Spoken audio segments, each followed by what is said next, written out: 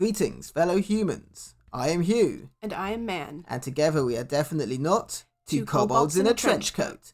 We enjoy human activities, such as paying taxes, Having existential crises, and RPG horror stories. Let's see what we've got today. Our stories today involve an edgelord who can't leave his character in the game, and a player who treats lore as an immutable gospel. Edgelord player refuses to break character during breaks and downtime. By Reddit user Expert Individual 185. I went to a Hammerhead game store last night, and overall I had a lot of fun. But the guy I sat next to was so weird.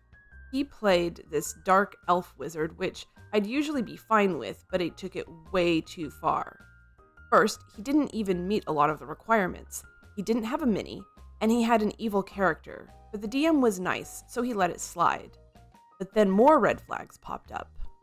For one, he spoke in a deadpan voice calling us mortals, like an edgy 12-year-old on Call of Duty lobby. And he also said that he doesn't want to remember our names, which I thought was pretty rude. He said he had no empathy, which made my eyes roll in the back of my head. He heavily hinted that his character was racist towards dwarves. And there was a dwarf player in the party. He also made vague threats to every party member, especially me because I was sitting next to him. And he had the audacity to call my character edgy. Sure, he was pretty edgy, but that was so rich coming from the guy whose character was a racist pyromaniac. I really hope he doesn't come back next week. Well, my first thought was, what does it matter what car he drives? Maybe I'm just a bit too British, and when you said he doesn't have a mini, I immediately thought, what does it matter what car he drives? Why does he need to have a mini? Yeah, you are too British. Yeah, apparently so. This is like really classic edgelord. An immediate racism against one particular race in the party is usually a bit of an issue. Sometimes conflicts can be good. We all enjoy Legolas and Gimli learning to love each other and trust each other in Lord of the Rings. So it can go somewhere. Still a better love story than Twilight. Absolutely. The whole dwarf-elf rivalry thing is it's done. It's very done. And it's everything that he's doing is just so quintessential. Dude, we've all heard this a million times before. Oh, you don't care about our names. Oh, you're gonna call us mortals. Oh, you hate dwarves. Ooh. Yeah, that and the refusing to remember their names is also a bit much. I don't know if that means their real person names or their character names, but I get playing arrogant characters, and that's perfectly fine. But this just seems like they want to just have an excuse to be a bit rude to everyone and talk down to everyone. Yeah, I think the implication was that he didn't want to know their player character names, not their character names. Which is, yeah, I agree. That is pretty rude. It's not like you have to remember everybody's name. Like, I don't actually know some names in the people in my campaign, but that's because we go by our handles.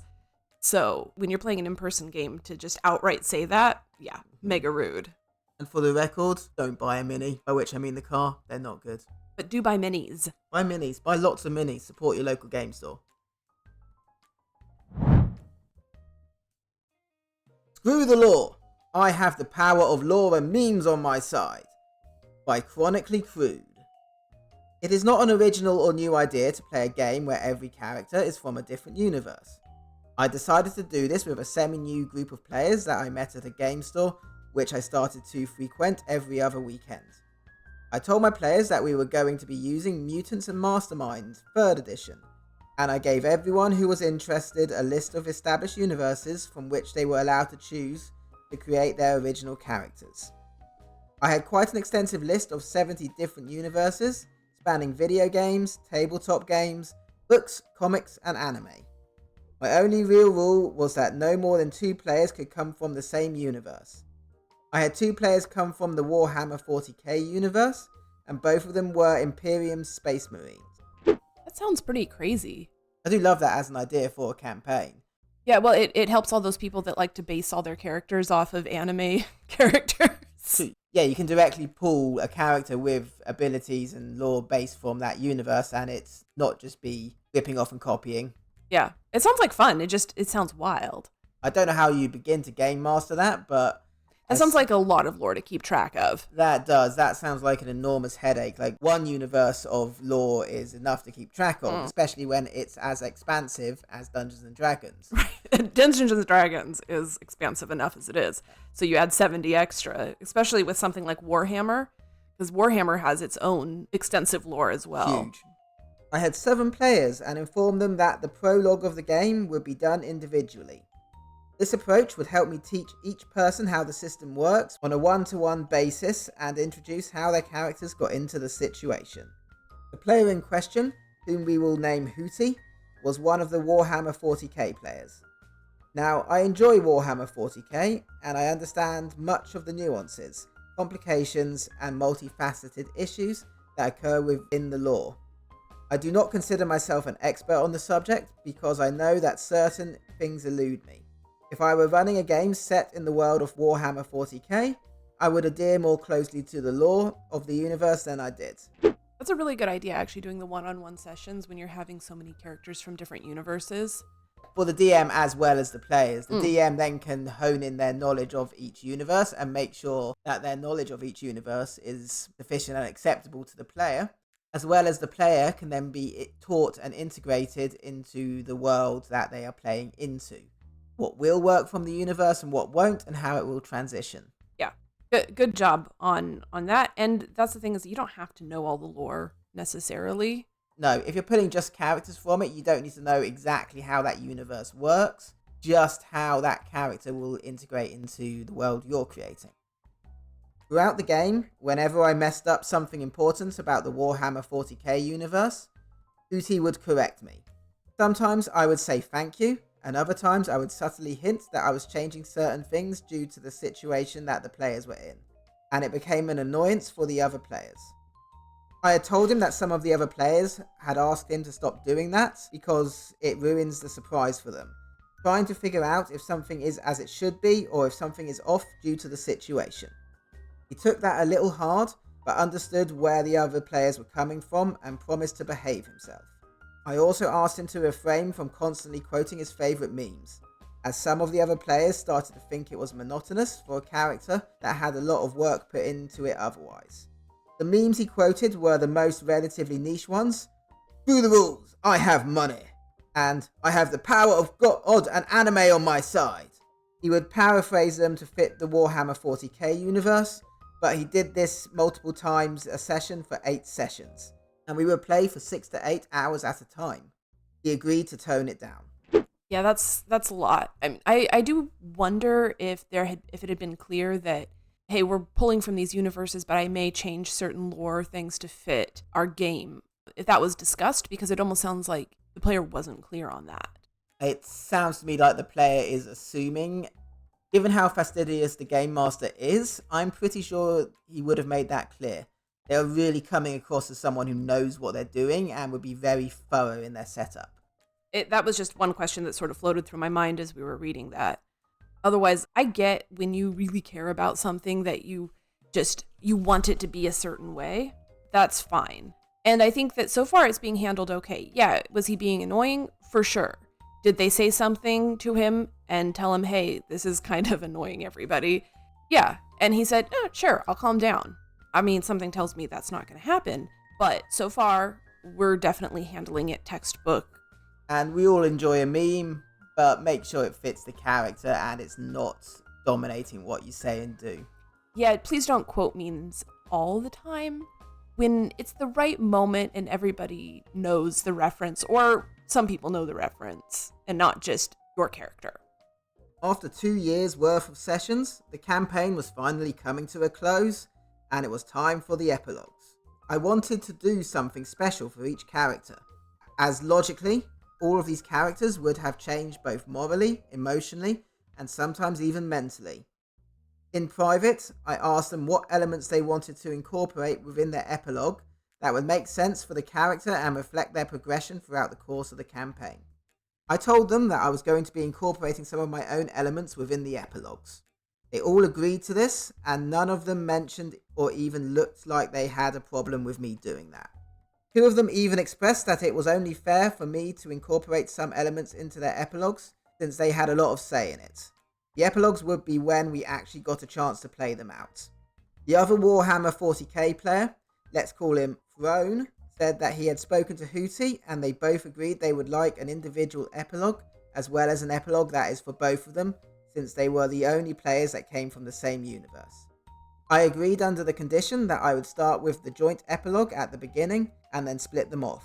They also agreed not to tell each other what they had talked to me about regarding every character's individual epilogue, so that way it would still be a surprise. That sounds really interesting, and yeah, I mean, the DM is really going above and beyond to make a great experience for their players.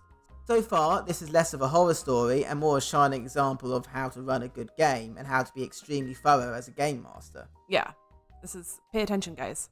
This is how you do it. And yeah, a joint epilogue for two characters from the same universe works. Yeah, makes sense. I just get the feeling this is exactly where Hootie is going to start to go off the rails and be the reason for this story. Well, after all the stories we've read, yeah, that's kind of predictable.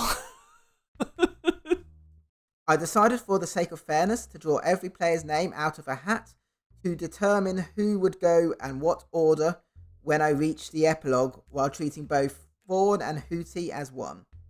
When I got to them, I started off with them entering through a portal back to the Imperium together. However, both of them found themselves in a version of the Imperium, and they didn't know which one at first. Once I split them off, Hootie wanted something more in line with the lore of Warhammer 40k, where he treats the events of the campaign as just one strange dream. He simply returned back to being who he was, a soldier, going to war and trying to eliminate anything that wasn't human. As he continued thinking about the dream itself, he then submitted himself to the will of the Inquisition. Most of that was his idea. The problem arose within the epilogue that was created for Fawn's character. So far, so good, but as the OP has been shadowing, it gets worse. However, that to me isn't terribly satisfying. The whole, I wake up and it was all a dream, everything that just happened. It's obviously one of the laziest writing tropes out there. And I know, obviously, Game Master didn't choose it, the player did. And it just feels like his commitment to the lore of the Warhammer 40k universe is so important that any kind of good storytelling here doesn't matter. Because this could never take place in that universe, and therefore it had to have all been a dream. Yeah, I mean, I get where he's coming from. You know, if that sort of is in line with traditional 40k lore, and it sounds like that's sort of his jam, then I get where he's coming from. It's his choice at the end of the day. Yeah. If he wants it to just all be a dream, fine, let it all be a dream. Yeah, it's true. It's less of that being a horror story element and more of just, that just feels unimaginative by him. Boring. Fawn wanted to revert to the way things were, but he found it impossible. Upon discovering the truth behind the Imperium, he could no longer bring himself to serve and instead became a symbol of change. Shortly thereafter, he formed a rebellion against the Imperium for their transgressions. I provided detailed information on how he managed to influence the hearts and minds of some high-ranking members of the Imperium to join his rebellion. I concluded the narrative with both Fawn and Hootie coming face to face, even though they had fought side by side against a threat that did not exist in their home universe. Hootie's minor issue with the epilogue for Fawn's character stemmed from the fact that Fawn's story diverged significantly from the established lore of the Warhammer 40k, deviating into a rebellion storyline that Hootie felt wasn't consistent with the universe's intricacies, since Fawn's character didn't fall to chaos. See, I think that that's a great epilogue, and I love that the DM or GM, whatever, was like, okay, and at the end, you guys come face to face, head to head. Like, how cool is that, dude? Yeah, the Game Masters played it well, and to be honest, Hootie should mind their own business a bit with this. It's the other character's epilogue. They should be able to do it as they wish with the Game Master. I get that it's taking place in the same universe and same location as him, but that doesn't have to impact his epilogue whatsoever. This sort of sounds like fan fiction in some ways, because you're taking characters from a certain universe and then doing things with them that isn't within universe necessarily. So, like, if you want to change the rules just a little bit. It's not like it's going to impact playing Warhammer 40k at all. Exactly. Just let them have fun with it and do your best. The Game Master has clearly been very thoughtful about all of it. Yeah, it's just alternate universe. Hooty made a backhanded comment, but I ignored it. I asked both of them if they would agree to a final roll to determine whether or not they would fight, and they both agreed to this. They rolled for the final outcome of the dialogue before any potential fight broke out in the game. I allowed them to say something, and depending on how I felt about it, I granted bonuses. Vaughn received a +4 bonus because he made some good in-character points, but because he stayed true to his character, who wasn't the most articulate person, I didn't grant him that much of a bonus. On the other hand, Hooty made an excellent argument, and I granted him a +8. However, Hooty lost the roll by a difference of 7. The ruling was that if Vaughn had lost, there would be a fight between the two of them. If Hooty lost, there would be no fight. This aggravated Hooty, who went on a tirade about the lore of the Warhammer 40k universe, explaining that, in this situation, the lore of the universe is more important than the outcome of dice in a tabletop RPG. I mean, he's right on that point to the extent that if you play Warhammer 40k, that none of this matters that they just did, but also none of this matters. So who cares? Yeah, the outcome of this RPG is not going to go and rewrite the lore of every lore book out there for Warhammer. Yeah. It's not going to change anything. Well, not to mention that we divert from lore all the time, even in Dungeons and Dragons. The beauty of Dungeons and Dragons and any tabletop role-playing game is that you do have this homebrew option. You can change and recreate anything in order to suit the world you're trying to create and make fun, interesting dynamics. It's entirely customizable. It's theater of the mind, dude. You can do what you want to within the limits of the basic rules of the game. I calmly assured him that this game was about as canonically into the Warhammer 40k universe as what happened in the other epilogues for the other players who came from the universe of My Hero Academia. There was no arguments that any of the other players or myself could make that he would accept. I told him that if he didn't want to do the roll-off, he didn't have to agree to it, and we could have settled it face to face on the battlefield. That's reasonable. Yeah, Game Master is holding the line there. They're being entirely reasonable about trying to come to a fair conclusion for everyone. It just doesn't satisfy Hooty, who is really desperately clinging to everything being too exact. Yeah, but this is a good example of being a good game master. Again, I know we said it before. You're not escalating the situation. You're just saying, hey, listen, this is as much lore as I gave everybody else. It's only fair. He then randomly shouted at me, "I have the power of the law on my side. I have the books right here. Also, while we're at it, I don't like the fact that you hindered my ability to play my character properly." I asked him what he was talking about, and he brought up the whole thing with the fact that I asked him to stop with the memes every time he saw even a weak opportunity to say one of them. Then he pulled out 2 Warhammer 40k books to plead his case. I let him speak, but I still told him that he agreed to the dice roll and what was expected depending on who won. He then demanded that I retcon several moments in my campaign so that the events of the epilogue did not happen. I told him no, and he left. He made a blog post about us, but has since deleted it. Wow. I can't use memes, therefore you've hindered my ability to play my character correctly. Yeah, oh dear God, that's extra special level of resentment. And also, how long was he holding on to that? Right? Does he have a list of resentments? I feel like he has like an actual itemized list of all the problems that he had with the game. He said 2 years. OP said the game lasted for 2 years. Oh, I didn't catch that. Yeah, it was 2 years. Oh. So this means this player was holding on to that for 2 years and was so upset at the end. Although it sounds like they were more upset about the deviance from the lore in the epilogue, and so when a lot of people throw a tantrum, he was just bringing up every grievance he could possibly think of. Yeah, and then just pulling out the lore books like plonk. I felt like this descended into a court case almost at that point. Is there like a Judge Judy for TTRPGs? What's his name? Phoenix Wright, lore game? I don't know. Objection. Maybe they can integrate that universe in there. Resolve this critical issue. This is just special. This is just very special in that you have a character, you have a player who is, as you said, very fastidious about lore. That's not unusual. It happens with a lot of people. But the fact that, like, after 2 years, you're like, let's retcon this thing because I don't like what you did. Right. Here's the books to prove it. Right, demanding you retcon stuff across a 2-year campaign, and then throwing a tantrum and walking out at the very end of the campaign you've just spent 2 years playing. Feels like you've just thrown it all away. It's so childish.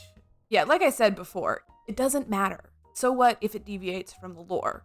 Like, if that bugs you, then don't play the game. And I think that that's the important thing. It's like, if they'd been clear at the beginning, there are going to be minor deviations from the lore, then he could have gone, okay, well, that's not for me. But instead, he chose to stay in the game. He should have just found a Warhammer role-playing game. Right? That should have been it. He should have just, or even just stick to playing tabletop Warhammer. But if he wanted to do a role-playing game like this, I'm sure it exists. I'm sure he could have found it. Hey man. What, Hugh?